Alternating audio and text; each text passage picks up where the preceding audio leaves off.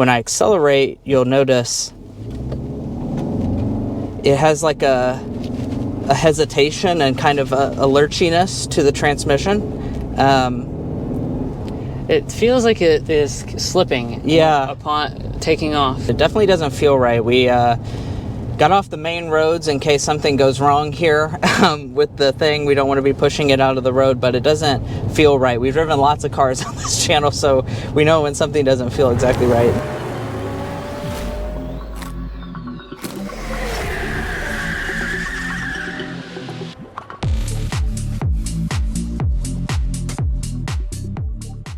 Well, here we are, guys, with the hood open on the Santa Fe. And I honestly wish we had a little bit of a better topic of discussion today, but the Santa Fe has 27 miles on it, and on the second day of owning this vehicle, we noticed it was developing a little bit of an issue. So, Drew, you want to tell them about it? Yeah, so you just saw a little preview of what we're talking about, but we're driving down the road. We stop at a stoplight, and we start to accelerate off from the stoplight. And then we get this sensation like the transmission isn't fully engaging into first gear. We stop at another stoplight, it does the same thing, then another.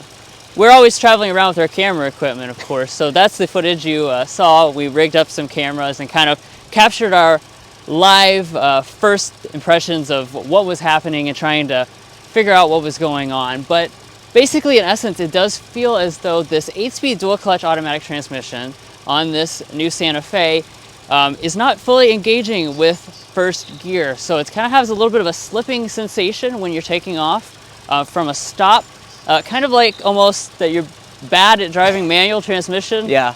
That's kind of the sensation that it feels like. Yeah, and we'll go ahead and insert some more footage so you can kind of see what we're talking about here. But we're on our way to the dealership to figure out what's wrong with this vehicle. Right. Obviously, there's a lot of video content we want to be making with this model, but this is something we really need to, figure out first. All right, guys, and we're going to go ahead and try and get this on the exterior to see if you can hear it, because it actually does have an audible noise to it when you try and accelerate. Yeah, did you hear that like gravelly type of noise? You can kind of hear it. It just is.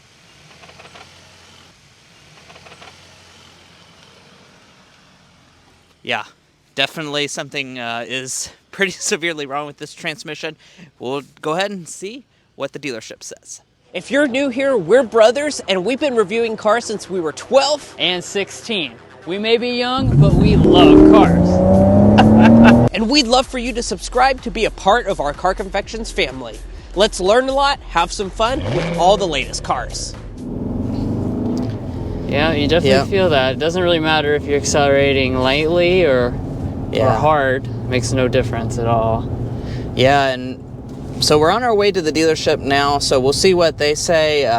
We're hoping to maybe get it in to service today, and then hopefully they can maybe start to diagnose what actually may be wrong with this Santa Fe, but certainly something's wrong with it. It is an 8-speed dual clutch transmission, so for those of you guys who aren't very familiar with the powertrain, we've actually owned it in a Sonata inline for the past 2.5 years. As a matter of fact, that was the vehicle we traded to get this Santa Fe. Dual clutches are known to be a little bit rougher than traditional transmissions, but that's definitely not what this is in any capacity. No, definitely not. We've driven a lot of vehicles with this 8-speed dual clutch, and this one is definitely not right. Yeah, for sure. This is a very common powertrain. You may have driven a car with this powertrain and not even realized it. As a matter of fact, like a lot of Kia and Hyundai products, again, the Sonata, you have the various versions of the Elantra, the Kia Sorento, vehicles like that. Many of their trim options are going to come with this powertrain. So you may have actually experienced this firsthand within these last 5 years or so.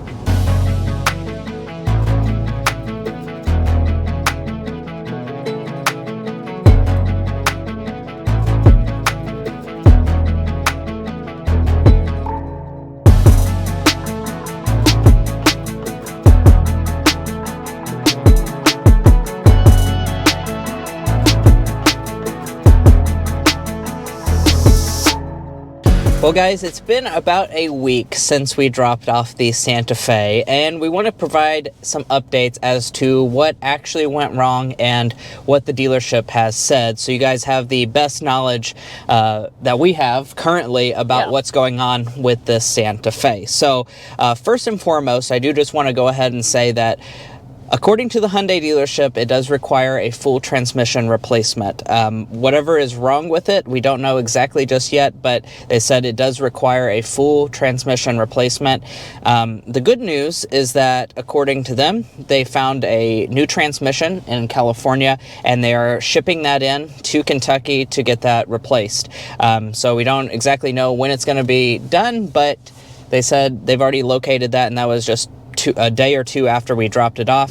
So it should be well on its way, and we should be about ready to maybe pick it up in the next couple days, hopefully. Right.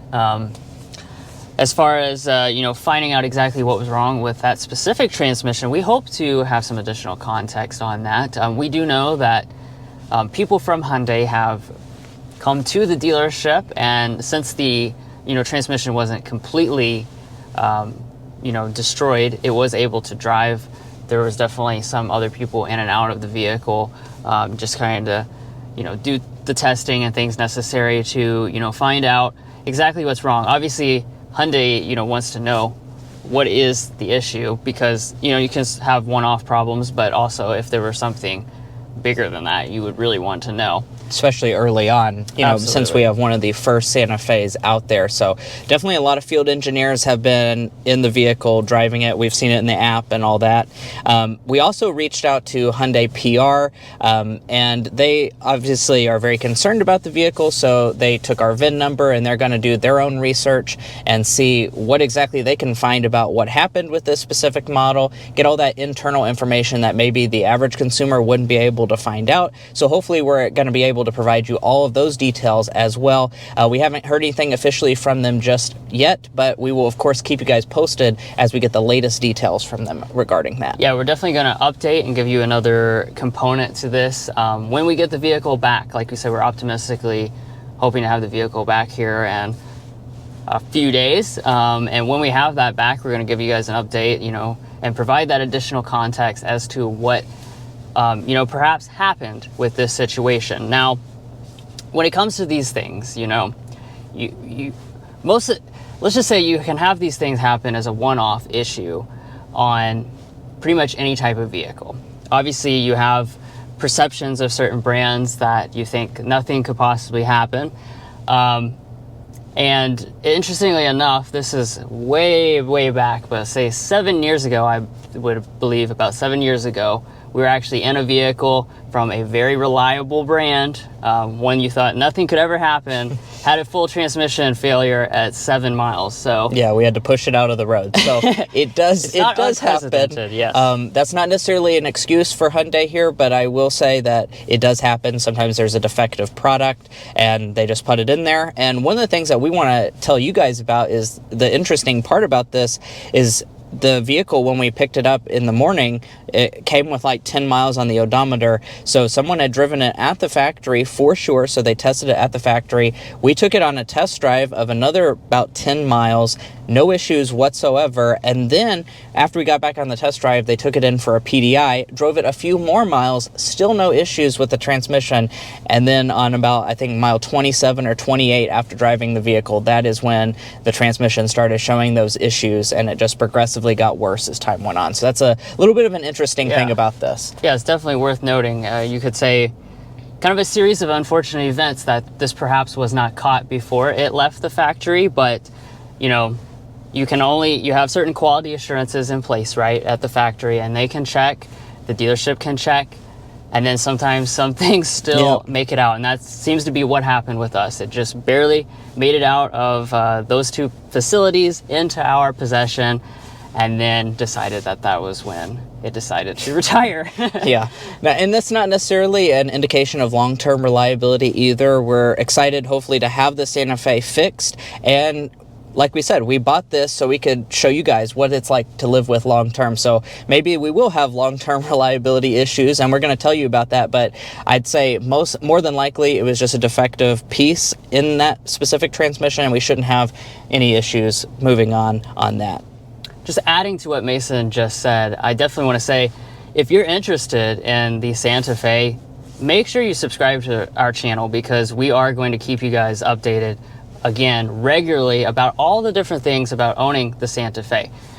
Hopefully we'll never have another issue at all, and this will be a report of just a hunky-dory ownership experience from here on out. But you want to be subscribed so you can see if that is the case, or maybe it's not going to be the case. So make sure you subscribe so you can check that out. Yeah, for sure. And I do just want to mention the overall dealership experience up until this point. It has been very, very good. They've taken great care of us so far. Obviously, this is not something that anyone wants out of a brand new vehicle. They understand that, so they've been very communicative about what's going on, when the things are coming, all of those different things. So I've been very happy with Don Franklin, Lexington Hyundai, for handling this very, very well. So thanks for them. But also, guys, we just want to end this video. Of course, we'll be talking a lot more about this when we finally pick the car up, hopefully in a few days.